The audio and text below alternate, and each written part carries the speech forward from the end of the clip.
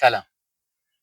ዛሬ የምነግራችሁ ሰው ንጹህ ሆኖ እንደተፈጠረና ለዓለም ብርሃን መሆን እንደሚችል ሆኖ እንዲሰራ ነው የምነግራችሁ። እና ከዛ በኋላ እንዴት አድርጎ ራሱን በሚያየው ወይም በሚዳስሰው ወይም በሚያሸተው ነገር ወይም ከሚውልበት አካባቢ አንፃር ያን ንጽህናውን እንዴት እንዳጠፋው እነግራችኋለሁ። ቀጥታ ወደ ቪዲዮ እንገባለን። መጀመሪያ እንደነገርኳችሁ ሰው ማንኛችንም ስንፈጠር ንጹህ ሆነን የተፈጠርነው። ከዛ በኋላ ያደግንበት ማህበረሰብ ሊሆን ይችላል፣ ወይም የምናየው ሊሆን ይችላል፣ ወይም ደግሞ የምንሰማው፣ የምንዳስሰው፣ የምንውልበት አካባቢ እኛ ላይ ተጽዕኖ ያሳድራል። ያ ማለት በማወቅም ይሁን ባለማወቅ የተለያዩ አስተሳሰቦችን ወደ ውስጣችን እናስገባለን። ያ ያሰብነው ሀሳብ ጥሩ ሊመስለን ይችላል፣ መጥፎ መሆኑን ላናቅ እንችላለን። ምክንያቱም አንድ ነገር ሲደጋገም ጥሩ ሊመስለን ስለሚችል ማለት ነው እንጂ መጀመሪያ ላይ ስንፈጠር ንጹህ ሆነን የተፈጠርነው። ለዚህ ምሳሌ የሚሆን የምነግራችሁ ይሄ ሞባይል ስገዛው ንጹህ ሆኖ ነው የተሰጠኝ። ገዝቼው ንጹህ ስልክ ነው የተረከብኩት። አሁን ግን እንደምታዩት ተሰነጣጥቋል። ይሄ አሁን በውጭ ያለውን ነው የማሳያችሁ እንጂ በውስጡ ብዙ ነገር አልተጠቀምኩበትም። የተሰጠውን አንድ ሶስተኛ እንኳን አልተጠቀሙበትም። ምናልባት ለመደወል ብቻ ሊሆን ይችላል የምጠቀምበት። ግን መጀመሪያ ሲሰጠኝ ንጹህ ሆኖ የተሰጠኝ። ሰውም እንደዛው ነው፣ ሲፈጠር ንጹህ ሆኖ ነው የተፈጠረው። ከዛ ወደ ውስጣችን ያስገባነውን ነገር እስኪ ራሳችን እንመልከተው። ወደ ውስጣችን የገባው ነገር ምንድን ነው? ከምን አንጻር ይህንን ተረከብነው? ከምን አንጻር የግላችን ብለን ያዝነው? ለምሳሌ ምቀኛ የሆንን ሰዎች ራሳችንን ቁጭ ብለን እስኪ እናስብ። እንዴት ምቀኝነት ምን ይጠቅማል? ምቀኝነት ምን ያደርግልናል? ወይም ደግሞ እዚህ ንጹህ ስፍራ ላይ ለምን ምቀኝነት እናሳርፈዋለን? ክፋትን ለምን እናሳርፈዋለን? መልካምነት እያለ አማራጭ ባይኖር ይቻላል። አማራጭ ግን አለ። ጥሩ ነገር ማድረግ ይቻላል። ጥሩ ስናደርግ ደግሞ ይጨመርልናል እንጂ አይቀነስብንም። እኛ ግን የምናስበው ክፋትን ብቻ ነው፣ ተንኮልን ነው፣ ወይም ደግሞ የተለያየ ጭንቀትን፣ ፍርሃትን ብቻ ነው በራሳችን ላይ የምናሰፍረው።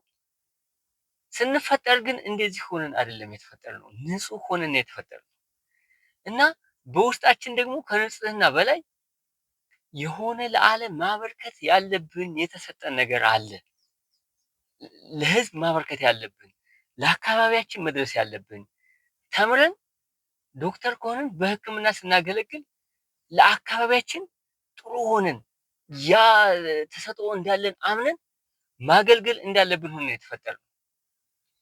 ለዚህ ለምሳሌ አንድ ኢትዮጵያ ውስጥ ትልቅ አስተዋጽኦ እያደረገ ያለ አንድ ሰው ነግራችኋለሁ። የመቄዶንያ አረጋውያን መስራች የክቡር ዶክተር ቢንያም በለጠ ለኢትዮጵያ ትልቅ ነገር እያደረገላት ነው።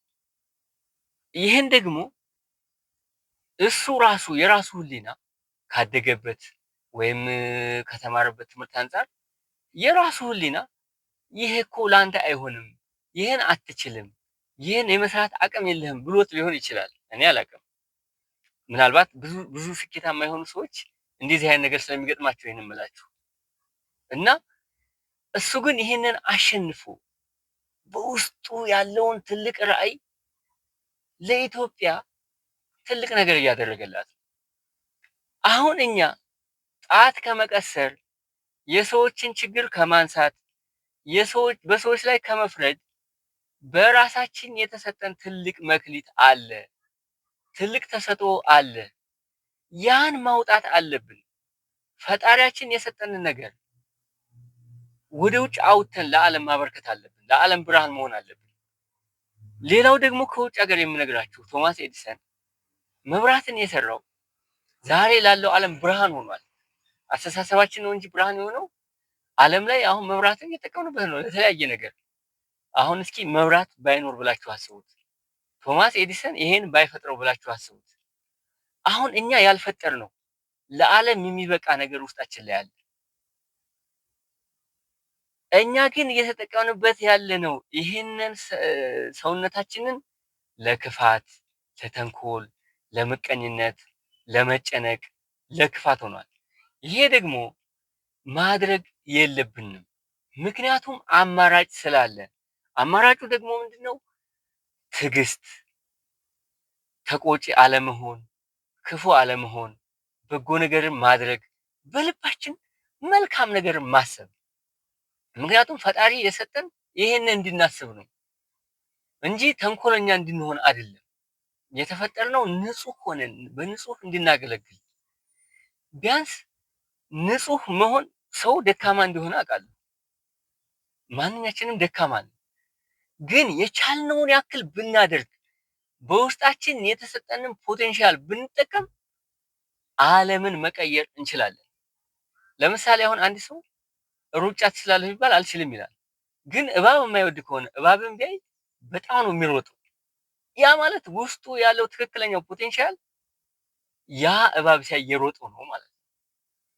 አሁን እኛም ውስጣችን ላይ ያለውን እምቅ ኃይል ለማውጣት መጽሐፍትን ማንበብ አለብን። መጽሐፎችን ስናነብ ወደ ልቦናችን እንመለሳለን። እውነቴን ነው የምላችሁ፣ ወደ ልቦናችን፣ ወደ ቀደመው አስተሳሰባችን፣ በልጅነታችን ወደ ነበረው አስተሳሰብ፣ ክፋት የሌለበት በቃ ሄደን ልጆች ጋር ስንጫወት የነበረው፣ መልካም ነገር ስናደርግ የነበረው፣ አይደክመንም ስንል የነበረው፣ ስናግዝ የነበረው፣ ታዛዥ ተልከን የሆነ ዕቃ ድርሱ ተብለን ስናደርስ የነበረው፣ ወደዛ ልቦናችን እንመለሳለን። ይሄ የደነደነው ልባችን ይስተካከላል። እንደገና ወደ ነበርንበት ተፈጥሮ እንመለሳለን። እና ማንበብ በጣም ጥቅም አለው። እናንብብ። እኔ ደጋግሜ የምላችሁ ነገር ስናነብ ነው ወደ ራሳችን የምንመለሰው። እና ስናነብ ብዙ ነገር እናደርጋለን። ይህን መልእክት ላስተላልፍ ፈልጌ ነው ለዛሬው። ቀጣይ በሌላ ቪዲዮ እስከምንገናኝ ድረስ ሰብስክራይብ ማድረጋችሁ እንዳትረሱ። መልካም ጊዜ